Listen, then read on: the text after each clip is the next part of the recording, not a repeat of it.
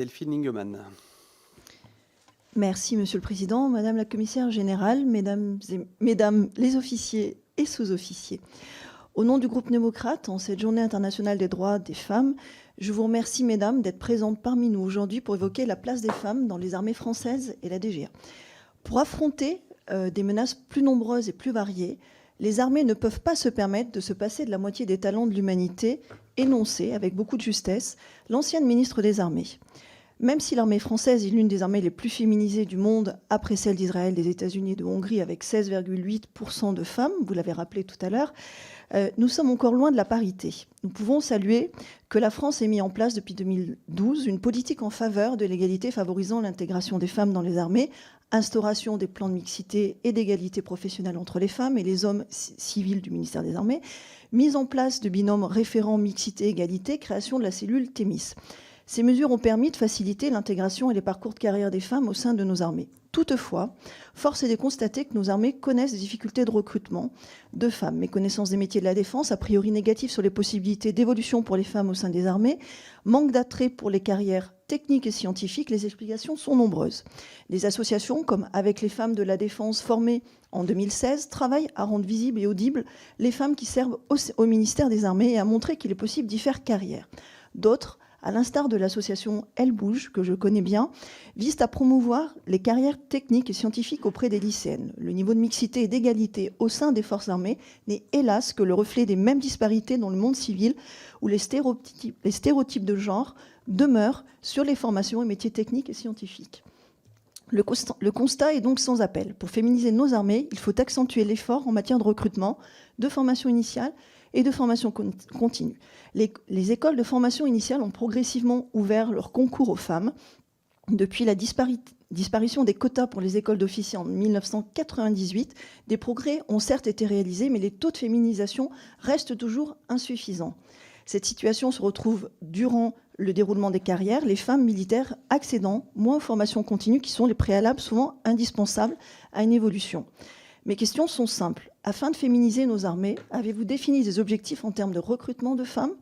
Quelles sont les actions concrètes et spécifiques auprès des jeunes femmes que vous comptez mettre en place pour recruter plus de femmes ? En tant qu'enseignante au sein d'une école d'ingénieurs et sensible à l'ouverture des femmes aux carrières techniques et scientifiques, j'aimerais savoir si vous envisagez de mettre en place des dispositifs particuliers auprès des jeunes filles pour développer l'attractivité de ces métiers dans nos armées. Enfin, quelles actions allez-vous mener pour intégrer les femmes au programme de formation continue proposé par nos armées ? Je vous remercie.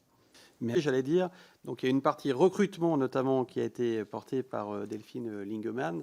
Il y aura une partie fidélisation, évolution de carrière également qui a également été abordée et posée également par Anna Pic, je crois.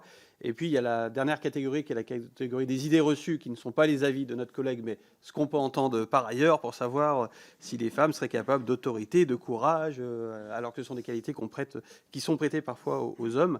Donc voilà, je vous propose d'aborder par catégorie, donc recrutement, fidélisation et peut-être un mot sur les idées reçues. Je ne sais pas si vous souhaitez commencer pour le recrutement et puis peut-être on pourra demander à vos collègues également.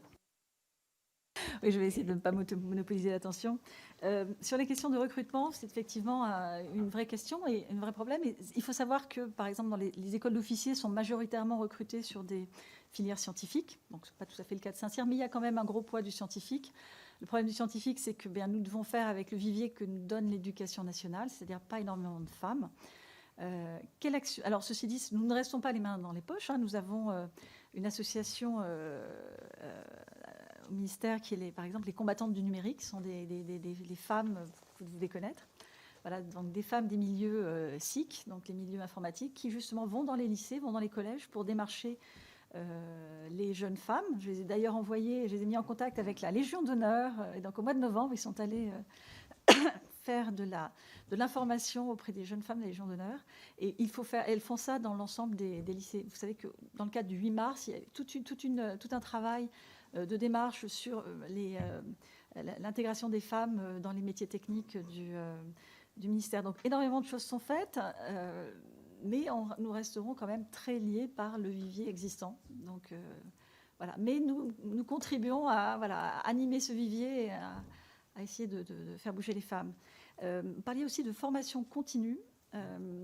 Alors, les chiffres, alors en formation continue, on va dire officier, il y a 2 grandes formations continues, c'est école de guerre et CHEM. Donc, de ce côté-là, il y a eu un énorme travail de fait dans le précédent plan mixité. En particulier, on a élargi les créneaux de passage à l'école de guerre, ce qui permettait à une femme soit d'avoir une grossesse avant, soit après, sans être pénalisée par le fait qu'elle ne pouvait pas passer le concours l'année où elle devait passer le concours. Donc ça a été supprimé. Ça a permis à des femmes, mais aussi à des hommes, de profiter de cet élargissement pour intégrer dans un créneau qui leur convenait mieux. Sur le CHEM, il y a désormais des places pour les femmes. À mon époque, on m'avait dit tu es une femme, tu seras générale, tu n'as pas besoin de faire le CHEM. Donc c'était des propos absolument inacceptables, parce que vous savez que le CHEM et les liens avec l'IHEDM nous permettent de développer des réseaux, une bonne connaissance du politico-stratégique, des choses qui sont extrêmement importantes pour devenir un bon général. Il ne s'agit pas d'être un général, il s'agit d'être un bon général. Donc ça a changé. On a désormais, je crois, entre 2 et 3 femmes par promotion du CHEM, donc les choses se font bien.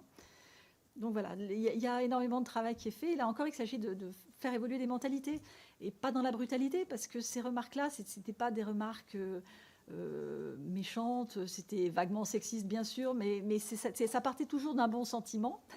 Mais il faut s'attaquer aux schémas, aux idées reçues, et ça fait aussi partie de mon travail. Je vais laisser mes camarades parler maintenant sur le recrutement et les formations continues. Recrutement, fidélisation et autres sujets que vous souhaiteriez aborder. Merci, Monsieur le Président. Pour la partie recrutement, je pense qu'effectivement, le problème on est dans une armée très technique, et c'est pas quelque chose qui va évoluer dans un sens différent. Donc, il est évident que l'attractivité des filières scientifiques pour les jeunes filles est primordiale si on veut avoir des femmes dans nos armées plus tard, à moins qu'elles ne soient toujours cantonnées à des postes, enfin, je dis pas que c'est moins bien, mais à des postes plutôt de RH ou de gestion administrative. Donc, en fait, le commencement, il est bien dans cette partie, enfin dans cette formation initiale scolaire. Et effectivement, après, les freins externes, ça peut être la famille, ça peut être les amis, ça peut être juste, c'est quelle idée stupide, tu vas pas aller crapahuter dans la boue pour l'armée de terre ou t'enfermer sur un bateau.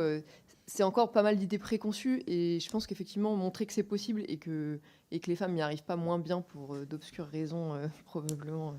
Voilà. C'est effectivement le rôle de plein d'associations. Elles bougent par-ci aussi, puisqu'il y a des femmes des différentes armées qui y sont, et qui permettent justement de montrer que oui, les femmes ont toute leur place dans nos armées, et aux mêmes places que les hommes d'ailleurs. Néanmoins, il y a quand même quelque chose pour lesquels les parcours peuvent pas être tout à fait similaires, ou en tout cas à partir du moment où on souhaite s'engager dans la voie de la maternité, parce qu'il est évident qu'on ne partira pas en OPEX si on est enceinte. Dès qu'on est enceinte, on débarque de notre unité embarquée quand on est dans la marine. Et donc on peut peut-être tout avoir, mais ce qui est clair, c'est qu'on ne peut pas tout avoir en même temps. Contrairement à nos collègues masculins qui, eux, peuvent arriver à des postes, similaires à ceux que j'ai pu avoir avec plusieurs enfants. Voilà. Moyennant des sacrifices de leur côté, parce que c'est pas évident de pas être là pour la naissance, ou de pas avoir les premiers pas de son petit dernier parce qu'on est en mission.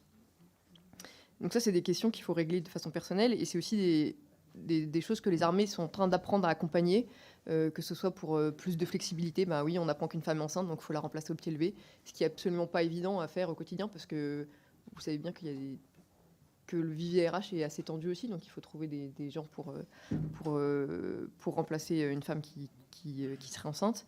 Donc c'est des choses qui s'apprennent en marchant, je pense, et le mouvement est lancé, donc je pense que c'est quelque chose qui est de mieux en mieux pris en compte. Et c'est tout pour moi. Merci.